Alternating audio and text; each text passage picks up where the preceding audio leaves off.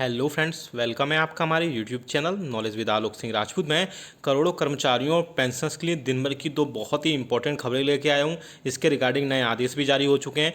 पूरा वीडियो को लास्ट तक देखिएगा, बने रहिए हमारे साथ इस वीडियो में लास्ट तक। और अगर चैनल पर पहली बार आए यानी अभी तक आपने हमारे चैनल को अगर सब्सक्राइब नहीं किया है तो इस रेड बटन में प्रेस करके चैनल को सब्सक्राइब कर लीजिए। साथ ही साथ हमारी वीडियोज़ की लेटेस्ट नोटिफिकेशन के लिए आप इस घंटे के निशान को प्रेस करके और नोटिफिकेशन को सिलेक्ट कर लीजिए, तभी आपके पास हमारी वीडियोज़ की लेटेस्ट नोटिफिकेशन आ पाएगी और आप हमारी वीडियोज़ को वॉच कर पाएंगे। मेरे चैनल पे बहुत सारे एम्प्लॉइज़ ऐसे हैं 60% जिन्होंने हमारे चैनल को सब्सक्राइब तो कर रखा है लेकिन बेल आइकन को प्रेस नहीं कर रखा है, जिससे उनके क्या होता है कि नोटिफिकेशन बहुत लेट जाता है या बहुत जो है जाता ही नहीं है। तो क्या आपको अगर हमारे वीडियोस देखना है तो इस सब्सक्राइब को रेड बटन को प्रेस करके इस घंटे को भी जो है आपको प्रेस करना होता है। चलिए आपको हम पहली न्यूज़ की तरफ लेके चलते हैं। पहली न्यूज़ जो आ रही है, आपको पता कि सभी सेंट्रल गवर्नमेंट एम्प्लॉइज़ के जो ग्रुप इंश्योरेंस स्कीम होती है जिसे CGE-GIS बोला जाता है, उसकी बेनिफिट टेबल जारी कर दी गई है। तो उसी के रिगार्डिंग पहली न्यूज़ है, फिर देन हम दूसरी न्यूज़ भी दिखाएंगे। चलिए पहली न्यूज़ देख लीजिए। कोरोना संकट के बीच मोदी सरकार ने शुक्रवार को केंद्रीय कर्मचारियों के लिए central government employee group insurance scheme जिसे CGE-GIS बोला जाता है की बेनिफिट टेबल जारी कर दी है। सेवानिवृत्ति तक केंद्र सरकार का एक कर्मचारी केंद्र सरकार के कर्मचारी समूह बीमा योजना में योगदान करता है। CGE-GIS 1918 योजना के बीमा कवरेज के साथ आती है और कर्मचारी के लिए बचत कोष के रूप में भी काम करती है।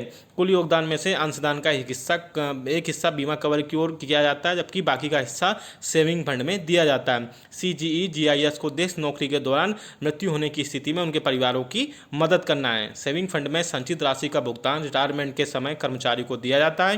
प्रत्येक तिमाही में सरकार को CGE-GIS के लिए एक टेबल जारी करती है जो उस कर्मचारी को सेवानिवृत्ति के समय प्राप्त होने वाले अमाउंट को भी दर्शाती है। आप देख सकते हैं ये वो टेबल है, इसमें दो टेबल होती हैं, दोनों टेबल हम दिखाएंगे। इस टेबल के जरिए रिटायर होने वाले कर्मचारियों को इस बात का पता लग जाता है कि उन्हें कितना अमाउंट रिटायरमेंट पर मिलेगा। सरकार ने जुलाई से सितंबर की तिमाही के लिए CGE-GIS 1918 के तहत लाभार्थियों के बचत निधि के लिए जारी की गई नई टेबल 7.1% चक्रवृद्धि तिमाही की ब्याज पर जारी की गई। तो इसमें देख लें आप, टेबल नंबर 1 है, इसमें दो टेबल होती है। पहली टेबल है, आप देख सकते हैं 1 जनवरी 1982 से 31 दिसंबर 1989 के बीच 10 रुपये के सब्सक्रिप्शन और 1,190 के बाद से अब तक 15 रुपये के सब्सक्रिप्शन के लिए जारी की गई टेबल देख लें। तो आप ये टेबल देख सकते हैं, तो आपको पता चल लग जाएगा कि आपको जो है रिटायरमेंट के बाद कितना आपको पैसा मिलेगा। और दूसरी टेबल देख सकते हैं यहाँ पे, टेबल नंबर 2 दूसरी जो है उन कर्मचारियों के लिए होती है जिनके प्रति माह 10 रुपये की सब्सक्रिप्शन पर 1 जनवरी 1990 से सदस्यता की संशोधित दर को चुना हुआ। तो आप देख सकते हैं ये रिवाइज डेट्स होती हैं।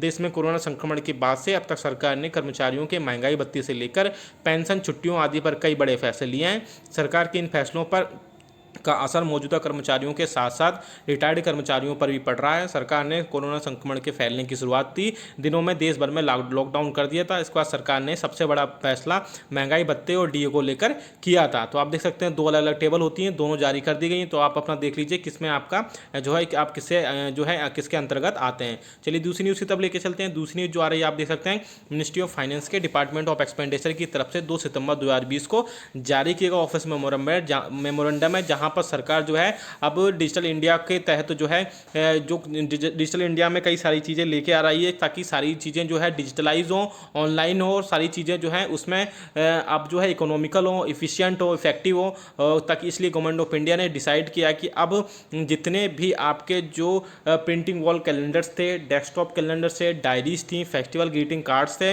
इसके सिमिलर जो भी सभी मिनिस्ट्री डिपार्टमेंट ऑटोनॉमस बॉडीज़ में बाकी जो भी काम जो है मैनुअली की जाते थे, यानी कि जिनमें कागज़ का इस्तेमाल होता था, फिजिकली फॉर्मेट में होते थे, वो सब डिजिटली कर दी जाएंगे। तो इससे कि होगा क्या कि जो है इन चीज़ों में आपके काफ़ी सरकार के पैसे भी बचेंगे, कन्वीनियंट भी होंगे, क्योंकि ये चीज़ें हर साल जो है इनको चेंज करना होता है। इसलिए सरकार ने डिसाइड किया है कि फैसला किया है कि अब इनको डिजिटलाइजेशन इनका सबका किया जाए। तो दोनों ही न्यूज़ बहुत इंपॉर्टेंट थी। वीडियो अच्छा लाइक करेगा, शेयर करिए सभी दोस्तों के साथ में।